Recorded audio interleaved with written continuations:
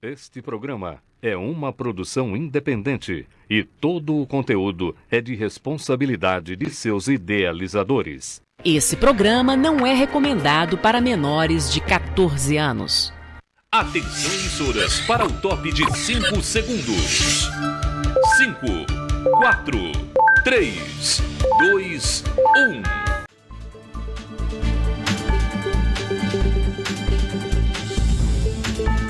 Cultura, economia, política e os caminhos que unem todas as rotas do desenvolvimento.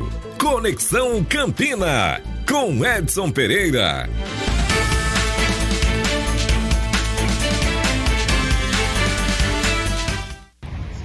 Muito boa noite, meus amigos. Estamos chegando a partir de agora com Conexão Campina aqui na sua TV Nordestina. Juntos comigo vocês acompanham imagens nesse momento do trânsito aqui em torno do cartão postal de Campina Grande, que é o Açude Velho, em frente aos estúdios da TV Nordestina, em frente ao monumento do Sesc Centenário. E você tem imagens feitas e realizadas pelo cinegrafista, produtor Leonardo de Castro Passos Barreto, o famoso Léo Montanha. E ele inclusive deu uma tremedinha ali. Isso deve ser o frio da noite de Campina, que já está pegando fogo. Meus amigos, boa noite. Estamos juntos a partir de agora com o programa Conexão Campina, pela sua TV Nordestina, canal 179 da rede Brisanet de TV. Eu sou Edson Pereira e até às 20 horas estaremos juntos com vocês, trazendo notícias e informação, opinião e entrevista. O Conexão Campina propõe trazer a ligação, o elo entre Campina Grande, entre a Paraíba, Brasil e o mundo. E você pode nos acompanhar pelas redes sociais e pelos diversos canais. Brisanet, canal Brisanet 179, para assinantes Brisanet. Pela Sul TV, também canal 179, com cobertura internacional. Nós estamos também na Limex World TV, que é a cobertura internacional. Pela TIB Brasil, mais de 2.000 provedores parceiros com soluções multiplay. Tem também a MultiTV, parabólica digital, para o Piauí e parte do Ceará. A Stone TV, TV digital para provedores de internet, todo o Brasil acompanha. A NX Play, integrada às plataformas de conteúdo com o Noggin e Paramount. E a Link Telecom, que é uma operadora de TV por assinaturas para o interior de Minas Gerais. Você está no YouTube, youtube.com/TV Nordestina Oficial, e também no portal Página 1PB. Juntos estamos com o Conexão Campina. Muito boa noite a você que se liga na gente e que agora fica com o Ponto de Vista. Ponto de Vista com Edson Pereira. Oferecimento Colégio Autêntico. Meus amigos, novamente boa noite. O Ponto de Vista de hoje, eu queria destacar que quem passou dos 50, essa geração de 50 anos, de 45 até 60 anos, acima de 60 anos já viveu muito mais do que a gente, muito mais coisas. Mas de 45 a 60 anos, nós somos uma geração de transição. Alguns conseguiram viver o Woodstock e outros conseguem viver as consequências de Woodstock, mas também as consequências de um mundo que evoluiu a partir da Segunda Guerra Mundial. Nós que vivemos de 45 a 60 anos, nós sabemos o que foi a Segunda Guerra Mundial. Uns pelas histórias que contém livros, documentários e informações, outros porque conseguiram conviver com quem realmente participou da Segunda Guerra Mundial. Mas da Segunda Guerra Mundial para cá, nós ainda sobrevivemos à criação da ONU, criação do território de Israel, convivemos com a Alemanha dividida, a Alemanha Oriental e Ocidental, convivemos também com as repúblicas socialísticas soviéticas e o comunismo, em parte comandada pela União Soviética, e o capitalismo comandado pelos Estados Unidos. Por que eu estou dizendo isso? Porque nessas épocas que eu acabei de dizer, não existia química. Não houve química. para se tratar de coisa séria. Os diplomatas do mundo sentavam em torno de uma mesa sem o que nós chamamos de a porcaria tecnológica que está acabando com o mundo, que são os smartphones. Mas os diplomatas, homens estudados, calmos acima de tudo, sentavam para discutir os trâmites necessários para que a gente pudesse chegar a consenso em várias áreas. E por aí nós vivemos a democracia do diálogo. E essa democracia do diálogo envolvia inclusive os países socialistas soviéticos. Convivemos com a Guerra Fria, convivemos com as ameaças de uma guerra nuclear, mas sempre a diplomacia sobressaindo. Homens preparados, homens inteligentes, liderados exatamente por pessoas preparadas e inteligentes. Poderia citar aqui algumas dezenas de políticos que comandaram seus países das várias nações que pertencem a esse mundo, e aí eu sairia dizendo um e outro, aí eu ia acabar esquecendo de dizer alguns. Mas a palhaçada que esta semana aconteceu na ONU, dos dois palhaços mor que nos interessam, que são dois palhaços, o presidente desse país, Luiz Inácio Lula da Silva, e o presidente dos Estados Unidos, Donald Trump, dois palhaços, e que comandam verdadeiros palhaços, e que tratam cerca de mais de 500 milhões de pessoas que estão sob o domínio desses dois palhaços com a química. Nós estamos vivendo uma química, pintou uma química, rolou uma química, e ainda os imbecis comemoram isso com uma falta de inteligência absurda, que coloca o Barão do Rio Branco a tremer debaixo da terra. Rui Barbosa treme quando vê a diplomacia brasileira convivendo com essa diplomacia que não existe nos Estados Unidos, porque o que existe hoje nos Estados Unidos é: tá comigo ou não tá? Se tá, tem tudo. Se não tá, lascou-se. Isso não é diplomacia. Isso é simplesmente usar o poder pelo poder, a força. E aí, quando eu vou dizer isso, eu vou ser criticado pela direita, eu vou ser criticado pela esquerda. E eu já disse, eu quero que direita e esquerda se explodam. Não sou de centro, não sou de direita, não sou de esquerda. Eu sou brasileiro que preciso toda sexta-feira fazer minha feira, porque minha feira é semanal. Eu sou um brasileiro que todo dia 20 tem que pagar os impostos da minha empresa. E eu sou um brasileiro que todo dia 30 tem que pagar os seus funcionários. Porque, infelizmente, eu inventei de enveredar pelo caminho do empreendimento, achando que ser empreendedor nesse país é fácil. E aí, todo dia 30 eu pago meus funcionários, mas eu pago ao governo, principalmente, para eles brincarem de pintou uma química, rolou uma química. Enquanto isso, nós estamos vivenciando as consequências da falta de diplomacia, da falta de diálogo e pior, pressionado pelas cores de cabelo ou pelos olhos de outra figura.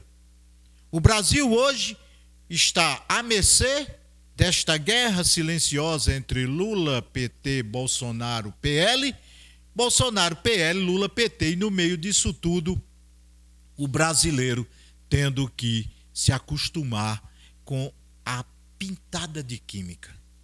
Cansado disso, o que eu vi essa semana foi o Brasil que teve o prazer e a grande primazia de sempre abrir os trabalhos anuais da ONU. O Brasil, pelo seu criador, depois da Segunda Guerra Mundial, pela primazia que o Brasil teve em construir a Organização das Nações Unidas, o Brasil sempre abre os trabalhos com o discurso do seu presidente. E nós estamos perdendo esse quê da questão. Por quê? Porque estamos presos. É um ciclo sem fim. Bolsonaro ou Lula, Lula ou Bolsonaro? Quem Lula vai apoiar no seu estado? Quem Lula vai apoiar para deputado, para senador? Quem Bolsonaro vai apoiar para presidente, para governador? para deputado, para senador. Nós estamos vivendo essa bolha e o Brasil, me parece, que não sai dela nem tão cedo. Enquanto isso, 1 quilo de picanha está a R$100 ou mais. Um ovo, uma cartela de ovo com 30 ovos, que já você só pagava R$10, hoje está custando 30. E você ainda continua preso nesse ciclo que não abre entre é Lula, é Bolsonaro, é Lula. Vai abrir nos olhos, porque cedo ou tarde vai entrar no seu olho cego o que estão preparando lá de Brasília. Esse é meu ponto de vista. Ponto de vista com Edson Pereira. Oferecimento Colégio Autêntico. Meus amigos, feito o ponto de vista, nós temos o prazer de receber hoje, quando a gente traz para o Conexão Campina cabeças, olhe bem, toda cabeça deveria pensar, né? Mas poucas cabeças pensam nesse país. E a gente tem o prazer de entrevistar alguém que é da academia, alguém que transforma a ideia e transforma a inteligência em algo positivo para a sociedade, e a gente vibra com isso. E hoje a gente está recebendo o professor doutor Fernando Garcia, professor da Universidade Federal de Campina Grande, professor titular, que foi do curso de Economia e hoje leciona no curso de Comunicação Social na Educomunicação. Professor Fernando Garcia, que é envolvido com economia rural, não precisaria dizer mais nada, eu poderia parar aqui. O Brasil é um celeiro. Então, quando a gente fala em economia, não só o agronegócio, nós estamos falando da produção que nossos campos trazem para o país. E o professor, ele é envolvido com a economia rural, com os movimentos que lutam pela reforma agrária, em especial pelo movimento dos atingidos por barragens. Há quase 25 anos desenvolve um trabalho na UFCG com moradores do Pedro Velho, que é o distrito de Aroeiras, que tiveram suas casas submersas pela barragem de Acauã, a tão falada e propalada Acauã, que depois desapareceu. A fala Acauã, durante anos e anos, foi inclusive divisor de águas políticas desse estado. Quem era a favor, quem era contra, que seria o esgoto de Campina, que não seria, tudo isso a gente vai falar aqui. E no âmbito da UFCG ele constrói um documentário a partir de registros e vídeos que vem realizando com seus alunos. E nesta semana o professor lançou a revista Eco, que é um produto de uma das suas disciplinas, e a gente vai falar com ele. Inclusive vocês estão vendo aí a capa da revista Eco, lançada esta semana, Vida Sustentável no Semiárido. Nós vivemos o semiárido e, infelizmente, convivemos com o semiárido sem conhecê-lo. A maior parte da população de quem vive no semiárido não sabe o que é o semiárido. E quer viver como vivesse na Europa, quer viver como se vivesse na Amazônia, gastando os seus meios econômicos e ambientais sem saber o que significa o semiárido. Professor Fernando Garcia, prazer recebê-lo. Eu já lhe dou boa noite, fazendo exatamente essa questão. O nordestino, habitante do semiárido, ele conhece o local que ele vive, as riquezas e o que é a pobreza dessa região e o que pode se produzir? Muito boa noite. Boa noite, Edson, e a todos os teus ouvintes, os teus telespectadores, né? Antes de mais nada, eu gostaria de agradecer ao convite, né? Essa oportunidade de estar aqui me dirigindo à sua audiência, tá certo? Convite que me foi transmitido pelo Diego, né? Um abraço ao Diego. Com quem a gente trabalha lá na UFCG, ele no Lavif, né? E o documentário que você fez referência está sendo montado justamente com o Diego, né?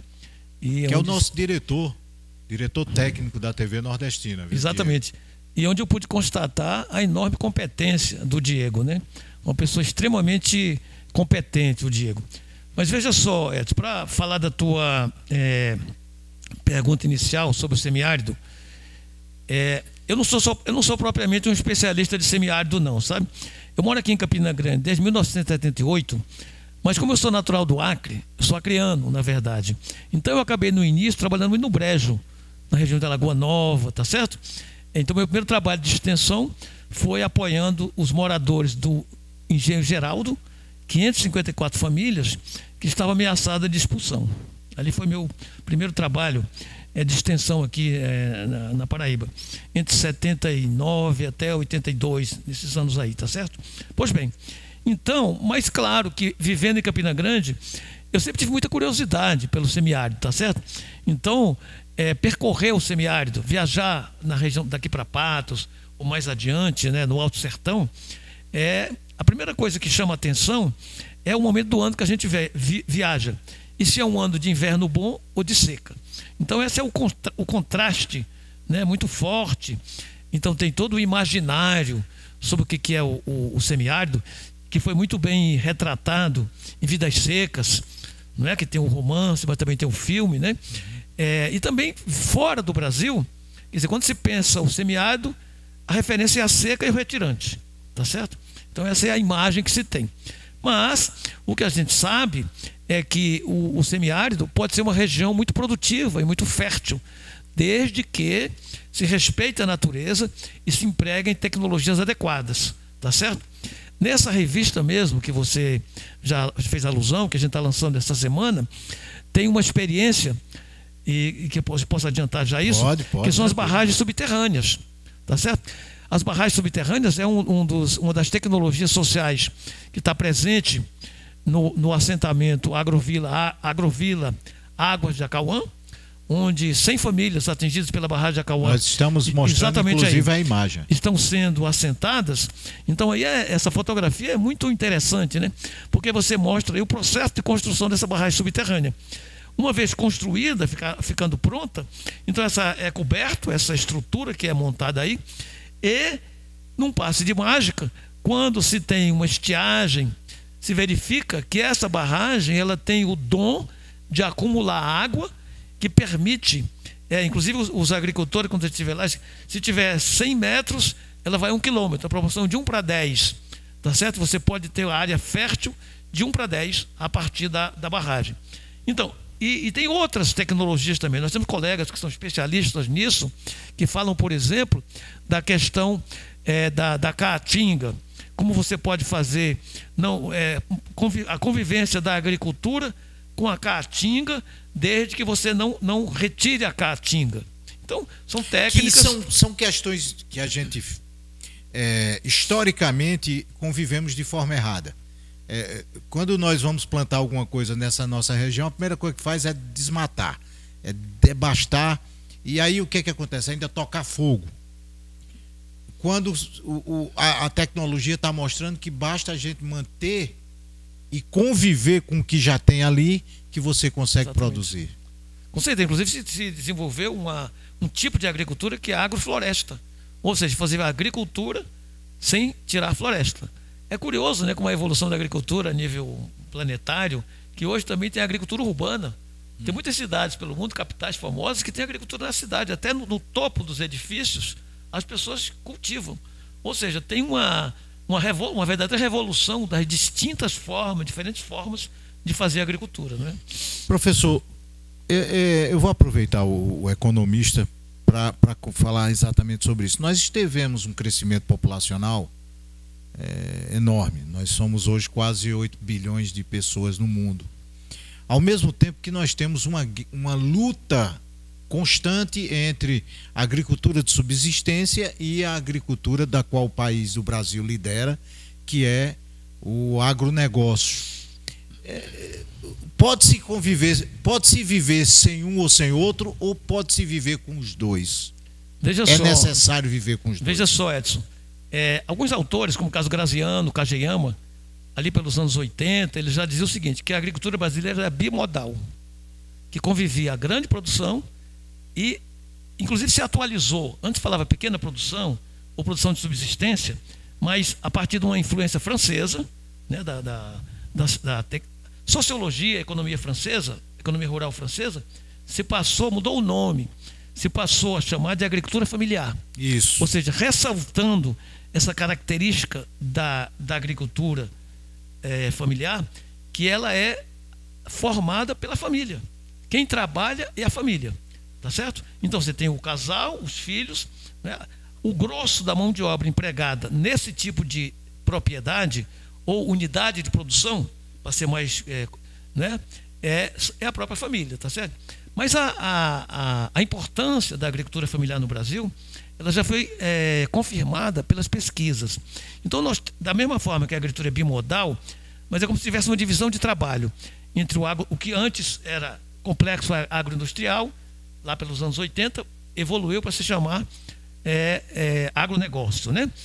Enfatizando que é uma agricultura feita para comércio, tá certo? Diferentemente da agricultura familiar, que tem um peso importante, o alto consumo, né? A família, a prioridade da família é sobreviver, é se manter e vender também, porque nenhum agricultor familiar produz querosene, produz óleo, né? Café, a maioria não produz café, então ele precisa vender parte da produção para poder adquirir aquilo que ele não produz. Mas entre aquilo que nós consumimos internamente no Brasil, o que vem para a nossa mesa, a agricultura familiar responde por aproximadamente 80%. Tá certo? Pronto, é essa questão que eu coloco. Eu defendo o agronegócio como questão comercial, como divisor como dividendos para a economia, e aí é produção de soja e outras coisas mais, principalmente o que se produz no agronegócio é para exportação. Mas o que nós comemos, arroz, feijão,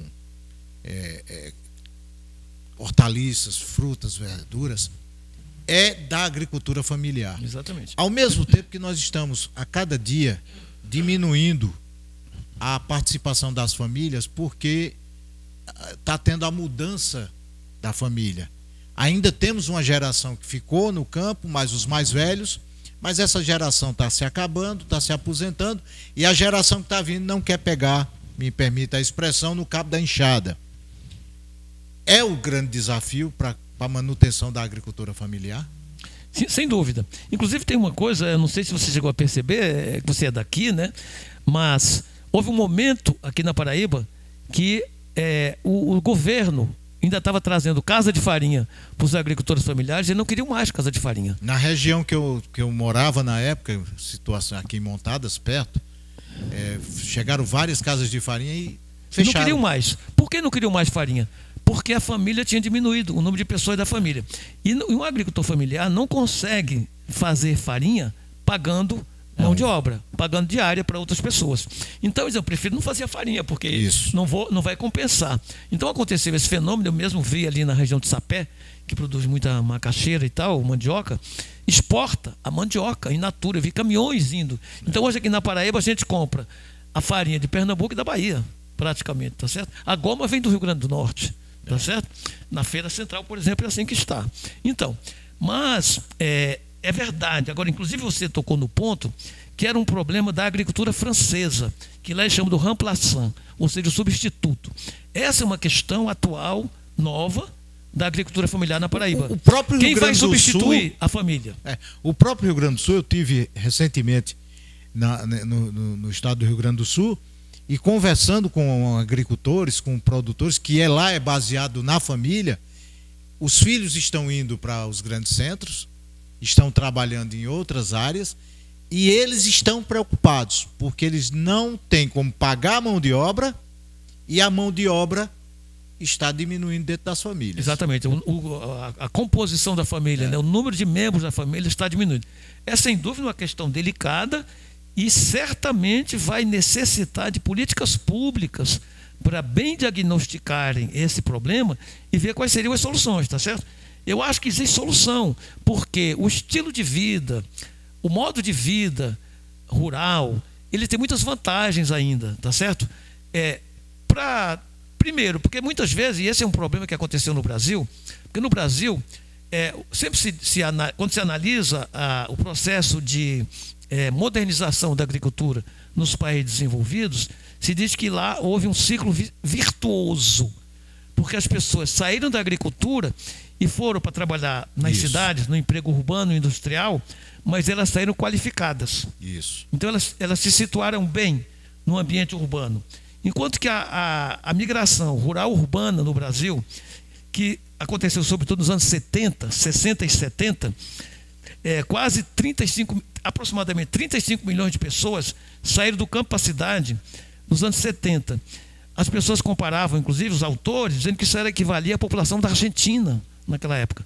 Ou seja, um fluxo intenso para as cidades.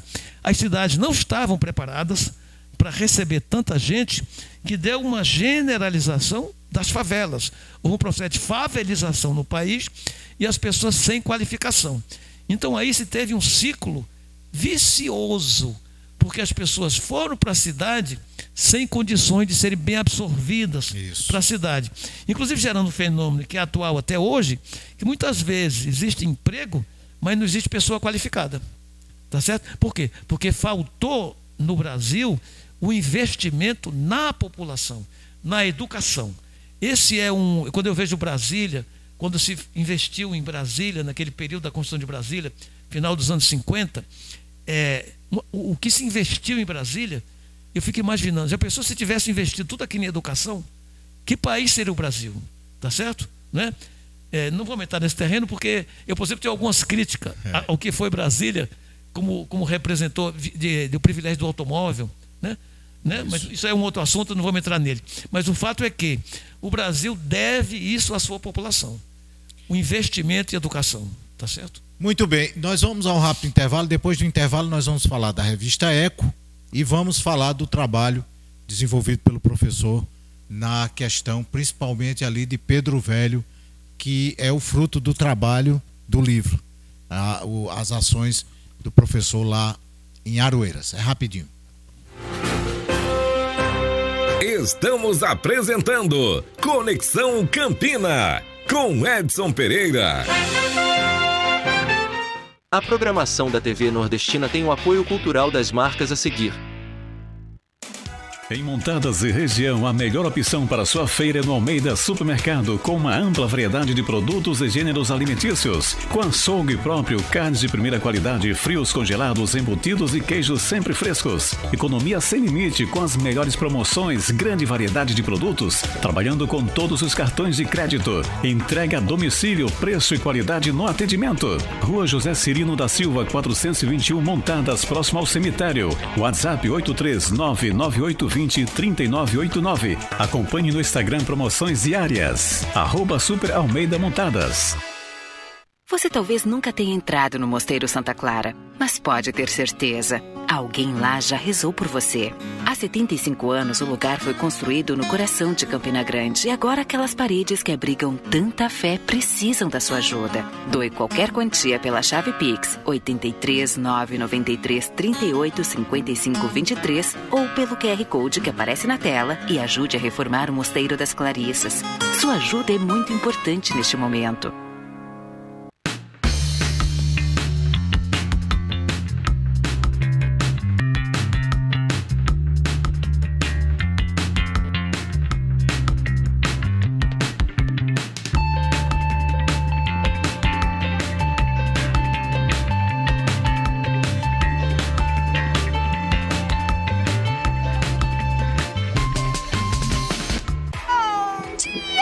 Saber o motivo de tanta alegria? Essa dupla perfeita pra você. Assine o combo BrisaNet mais Netflix e tenha muito mais diversão. Cuidar da saúde é Brasil demais. Vacinar crianças e adolescentes na escola também. Vem, todo mundo vacinar. Vacinar é nossa força. Vem todo mundo vacinar. É hora de vacinação nas escolas em todo o país. Mantenha a caderneta dos menores de 15 anos sempre atualizada. Vacinar é nossa força. Vacina sempre Brasil. Ministério da Saúde, Governo Federal. Ei, você tá aí, ó, toda terça.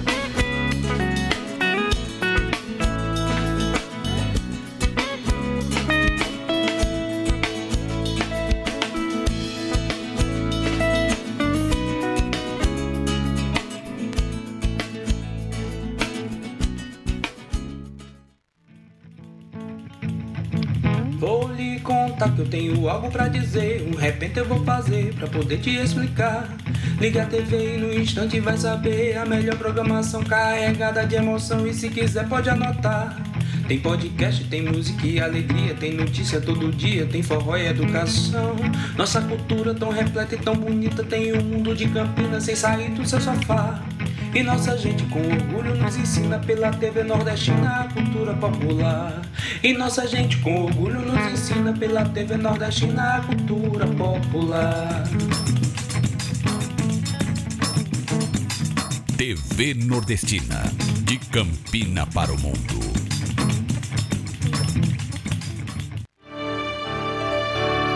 Voltamos a apresentar Conexão Campina, com Edson Pereira.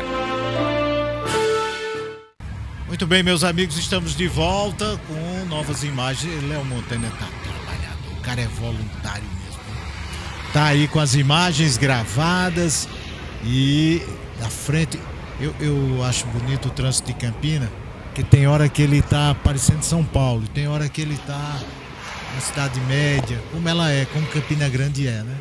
E tá aí as imagens de frente dos estúdios da TV Nordestina, você acompanhando com exclusividade nas imagens do nosso cinegrafista gigante, Léo Montanha, uma montanha de pessoa, o cara é gente fina. E agora voluntário, fim de mês é foda, olha, o fim de mês faz o cara fazer de tudo, né? Inclusive para garantir o leite das crianças.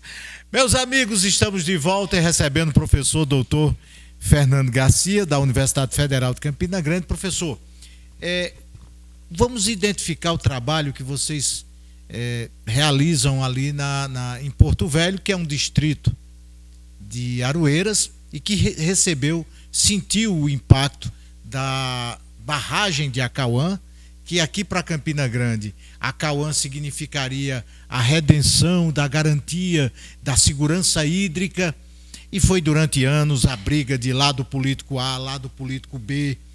E aí nós estamos com a imagem, o futuro planejado pela natureza, dignidade e autonomia da Agrovila Águas de Acauã. Como foi esse trabalho e o que está acontecendo lá para quem não conhece a realidade? Muito bem, olha só, Edson, eu queria fazer um breve retrospecto. Fique à vontade. Para dizer o seguinte,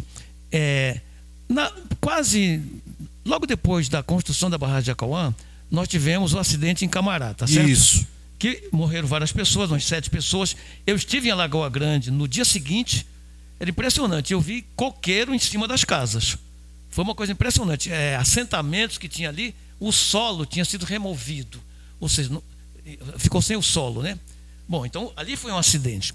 Mas no caso da barragem de Acauã, não houve acidente. Então isso que é importante, né?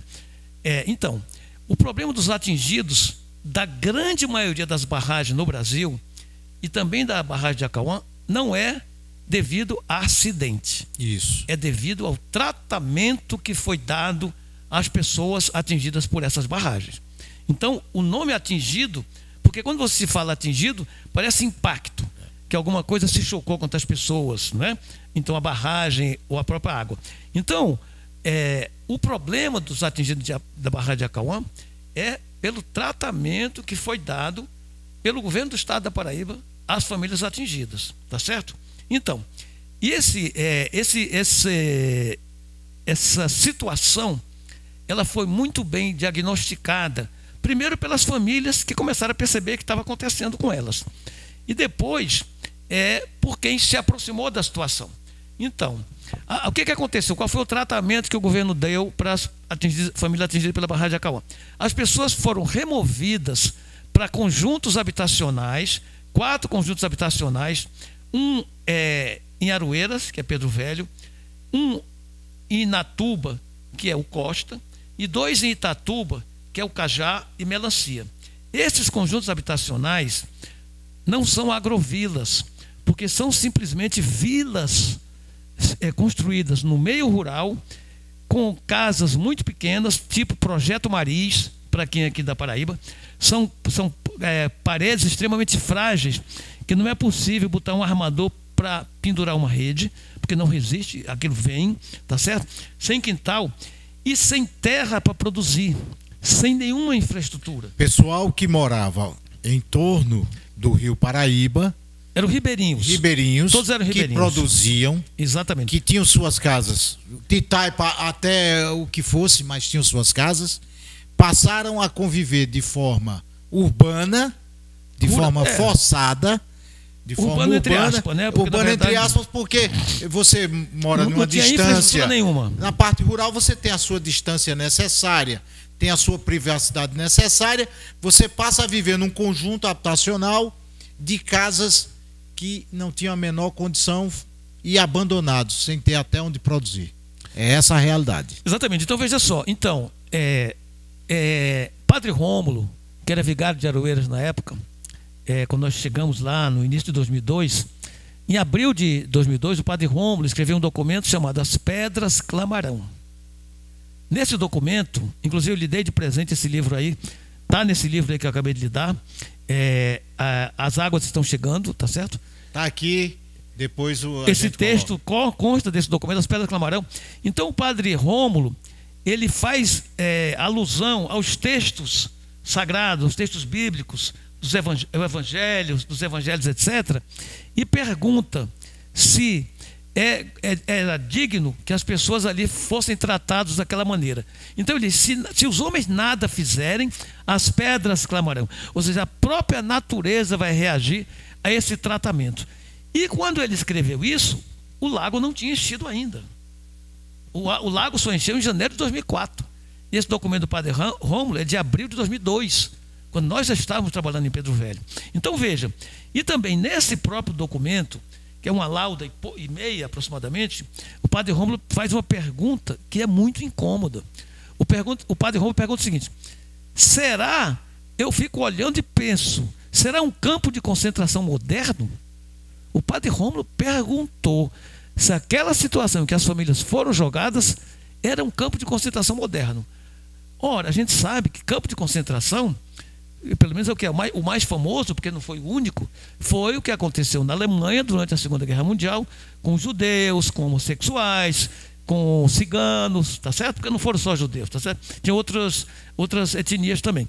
Então é isso. Depois, veja bem, em 2007, o governo federal criou no Conselho Nacional de Direitos Humanos uma comissão especial para visitar 7 casos de atingidos por barragem no Brasil todo. A Cauã era um desses casos. Eu acompanhei a visita dessa comissão especial de direitos humanos, participei ativamente disso. Pois bem, entre as conclusões dessa comissão, do relatório de conclusão dessas audiências públicas e dos estudos que eles fizeram na região de Acauã, eles descobriram cerca de 12 violações de direitos humanos. 12 violações de direitos humanos. E não era devido ao enchimento do lago, era devido à forma como a população foi tratada. Então acho que essa distinção é importante. Foram extraídas e não foram dadas soluções.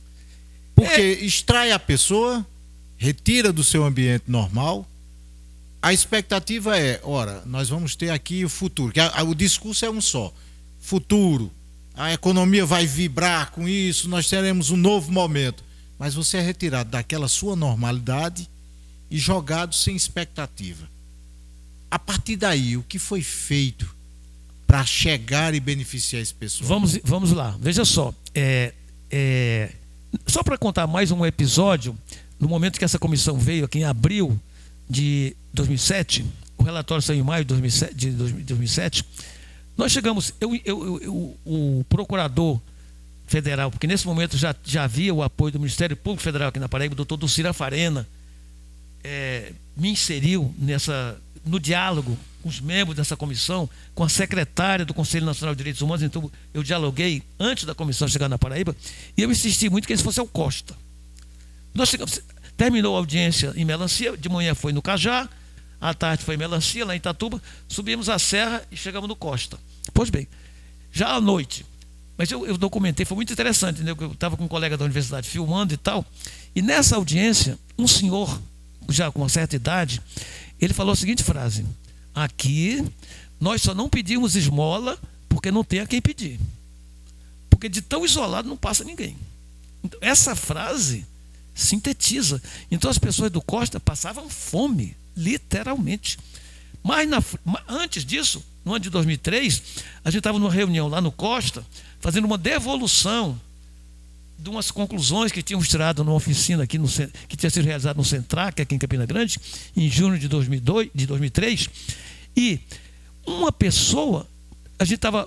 Porque como a infraestrutura é zero, então a gente colocou os cartazes atrás de uma casa e ficamos sentados ali.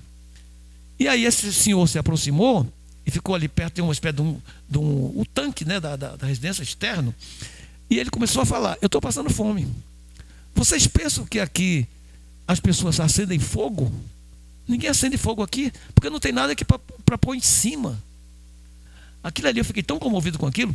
Eu estava com a máquina fotográfica, eu fiz uma foto pegando, ele estava com um boné na mão, eu fiz uma foto do boné sem pegar o rosto dele, porque eu me sentia, acho que não seria digno fotografar o rosto de alguém que estava dizendo que estava com fome.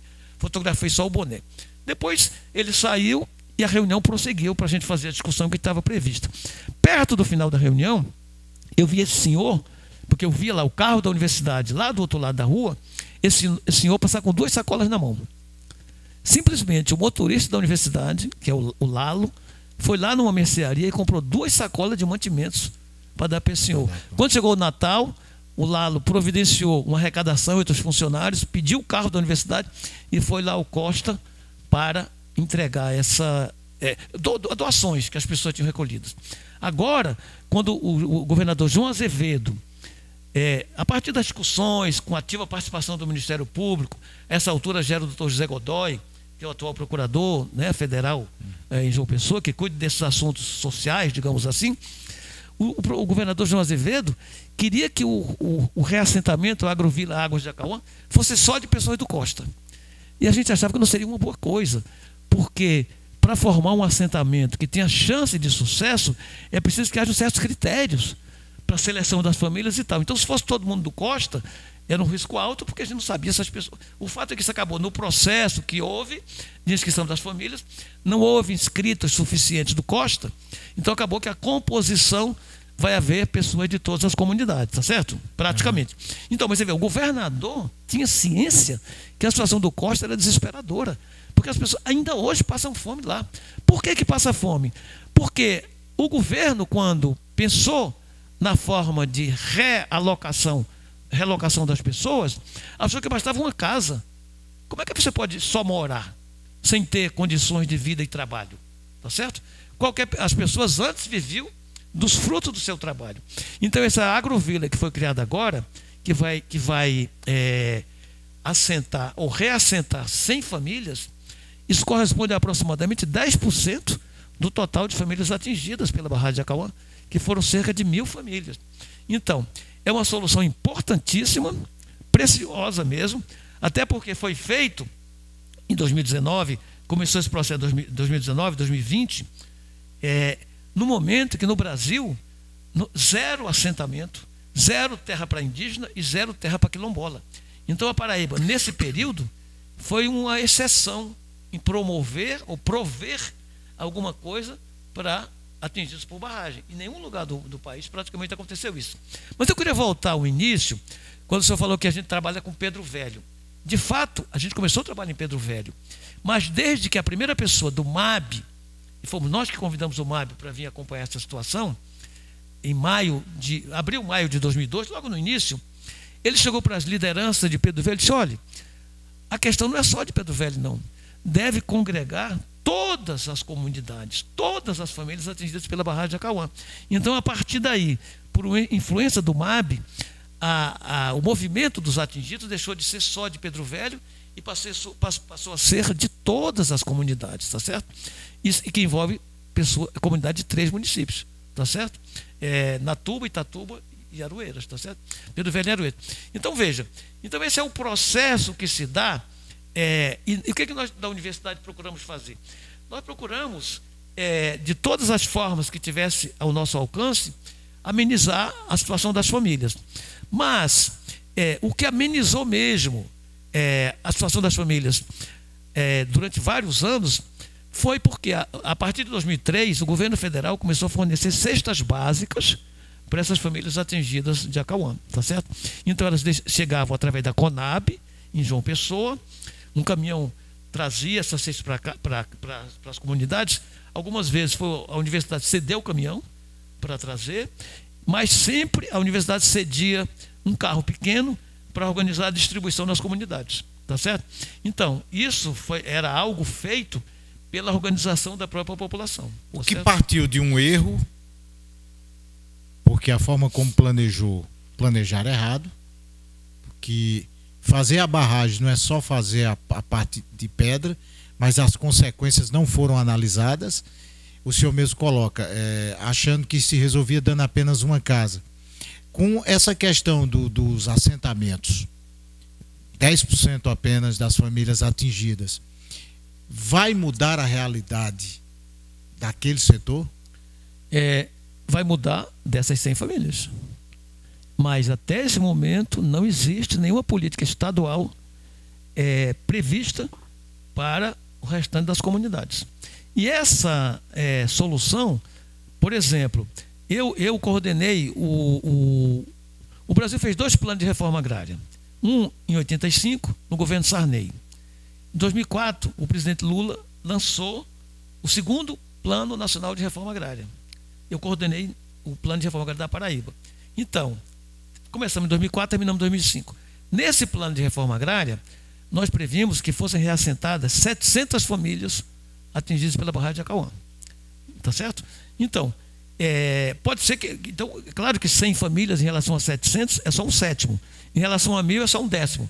É claro que nós estamos numa solução muito pequena em relação... Porque não existe nenhuma outra política para as outras comunidades. E isso tem consequências muito graves.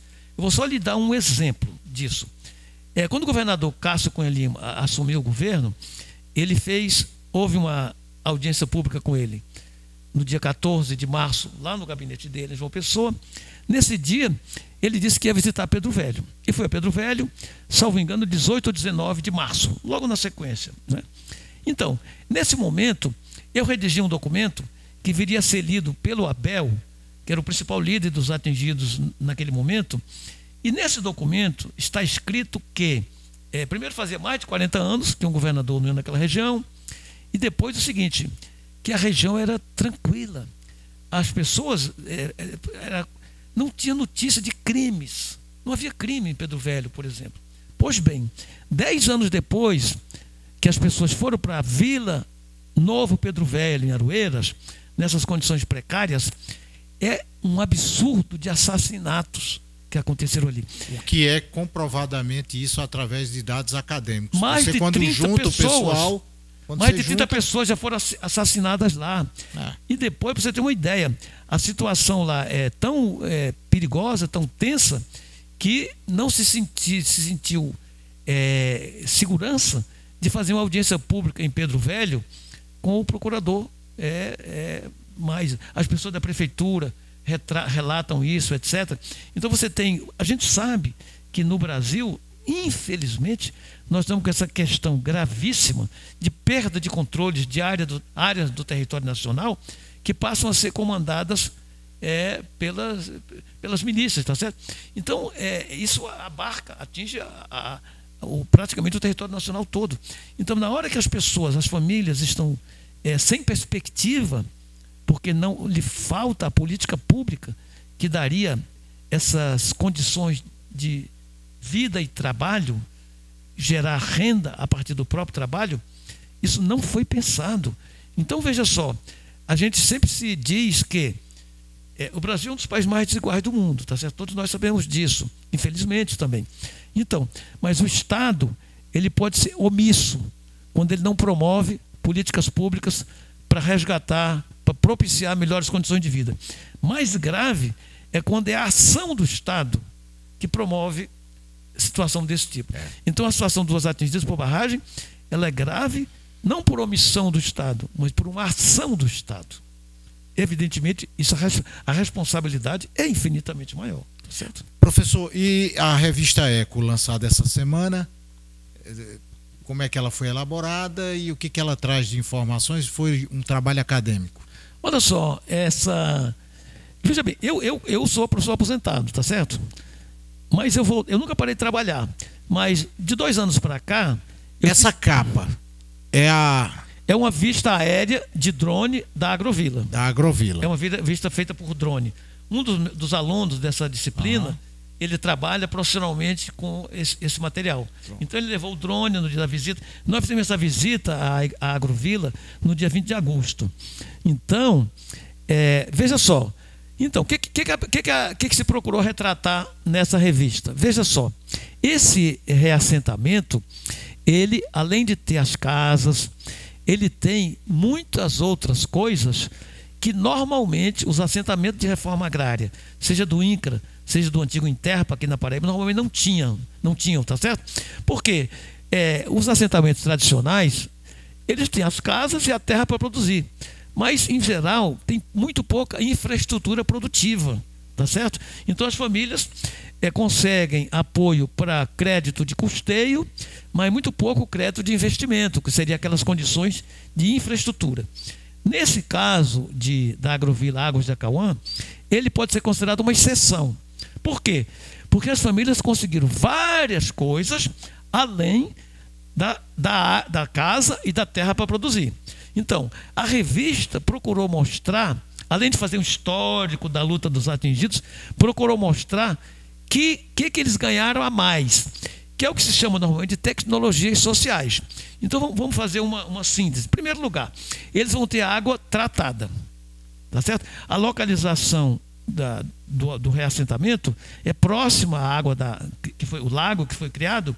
Então tem uma adutora, tem uma captação de água no lago, um motor e tal, e depois tem uma adutora, tá certo? Então eles vão ter água tratada em casa. Isso é possível porque é um sistema de agrovila, porque as casas são uma casa é perto da outra. Quando a casa é no lote, como os assentamentos, fica muito mais difícil ter água encanada, tá certo? Então isso aí favoreceu isso. Depois eles também vão ter cisternas. Então eles vão poder, tem 100 cisternas, cada casa vai ter uma cisterna que vai ter água de chuva. Que a gente sabe que com pequeno tratamento, a água de chuva é mais potável para beber, ela é muito, muito boa. E essa foto aí mostra o SARA.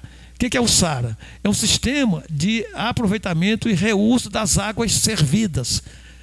Todas as águas que chegarem à água do banheiro, água da pia, ou seja, o esgoto vai ser tratado, tá certo? É um sistema que foi desenvolvido pelo Instituto Nacional do Semiárido, tá certo? Sabe-se que no Nordeste tem algo em torno de 300. Na Agrovila terão 100. Ou seja, essa Agrovila está sendo bem aquinhoada. Ela vai ter praticamente 1/3 dos projetos SARAs de todo o Nordeste. Então a água vai ser tratada, água servida, ou águas cinzas, como se chama também, e vai permitir irrigação de frutíferas. Então não vai se perder nada aí, tá certo? Depois está sendo feito também mas aí é só no caso, o biodigestor. O biodigestor está sendo feito biodigestor que é para transformar em gás os dejetos bovinos, tá certo? Essa foto aí, né? Esse é o biodigestor, tá certo? Depois tem a placa solar. Vai haver placa solar também. Ou seja, e aí você tem uma redução no gasto com energia, porque vai ter placa solar, tá certo? A gente sabe que no Brasil, ultimamente, houve uma ampla difusão das placas solares, a ponto das famílias, das empresas, até devolverem água para o sistema, energia para o sistema centralizado, tá certo? Então, isso nesse sentido eles terão. Então, vejamos, o que se vê é que aí eles estão tendo várias tecnologias sociais. Também tem outra tecnologia que serão os quintais produtivos, tá certo? Isso aí eles estão sendo assessorados pela Pastoral do Migrante, o serviço da Pastoral do Migrante.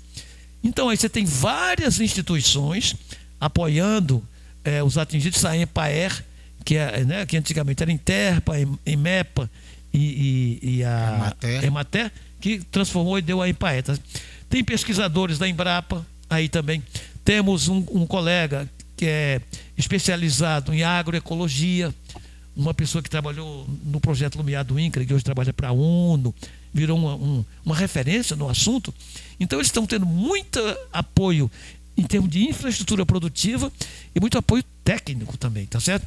Então isso, ou seja, as chances desse, hoje em termos de infraestrutura, pode ser considerado um reassentamento modelo. Tal a gama de tecnologias sociais, que estão, a gente falou já da barragem subterrânea no início, né? Que estão sendo disponibilizadas, estão em construção, deverá estar tudo pronto no próximo ano. Então, é claro, não há garantia nenhuma de que isso poderá ser um sucesso, mas eu acredito, e tem um outro aspecto que está acontecendo lá que eu não falei ainda, é que eles estão produzindo, é o terceiro ano, hoje foi a colheita, ontem foi a colheita do algodão colorido orgânico, tá certo? Ou seja, é o terceiro ano de plantio de algodão consorciado, que é essa foto que está aí, tá certo? Roçado agroecológico. Então veja, e por que isso? Isso é uma demonstração da capacidade de organização deles de terem apresentado essa questão, essa demanda, e para isso tiveram muito apoio da Empaer, para que eles começassem a produzir mesmo antes de estar morando. Isso é alguma coisa inédita. Nenhum outro assentamento, eu acompanhei isso desde a década de 70 aqui na Paraíba, eu não tenho registro de nenhum outro caso de algum assentamento rural em que os agricultores começaram a produzir os assentados antes de morarem. Tá certo? Essa é uma exceção nesse sentido. Então, as condições de mobilização, as condições de apoio técnico nosso da universidade, do INSA, da Embrapa, da Empaer e a própria organização, o Ministério Público, a Secretaria de Agricultura Familiar, etc. Então, existe uma mobilização interinstitucional para que esse assentamento seja um sucesso, tá certo? Então eu boto fé, digamos assim, eu acredito que de fato ele poderá ser um sucesso. Professor, infelizmente o tempo é muito curto, nós temos muito assunto para tratar e o senhor vem numa nova etapa, inclusive para falar do documentário seu, que está sendo inclusive com o nosso diretor, está sendo conduzido. Agradecer e deixar o espaço para suas conclusões. O Edson, poxa vida, é uma oportunidade muito boa. Mas eu só queria, nessa minha despedida, Edson, dizer o seguinte: a minha satisfação, porque essa revista foi produzida com os alunos de graduação, numa disciplina, percebe, Edson? Não é bem diferente de uma pós. É maravilhoso isso. Está direcionado, né? Ou seja, muitas vezes, apesar de que os alunos são desmotivados, etc. Quando nós, está aí a foto da equipe que foi a campo no dia 20, quando nós apresentamos boas propostas para os alunos e temos um processo de discussão, etc., os resultados são surpreendentes. Essa revista, eu estou até surpreso, porque a revista realmente está sendo muito bem avaliada, tá certo? Então é gratificante ter uma situação com os alunos de graduação. Ainda bem, a academia produzindo, trabalhando pela sociedade. Professor Fernando Garcia, professor da Universidade Federal, professor titular da Universidade Federal da Paraíba, Universidade de Campina Grande, Universidade Federal de Campina Grande. Eu nunca consigo dividir. Muito obrigado, professor. Prazer sempre tê-lo conosco. A você o meu boa noite, desejando um ótimo final de noite e um fim de semana abençoado. Abraços, fiquem com Deus. Tchau. Um programa de entrevistas trazendo as histórias mais importantes do cotidiano dos campinenses. Conexão Campina, com Edson Pereira.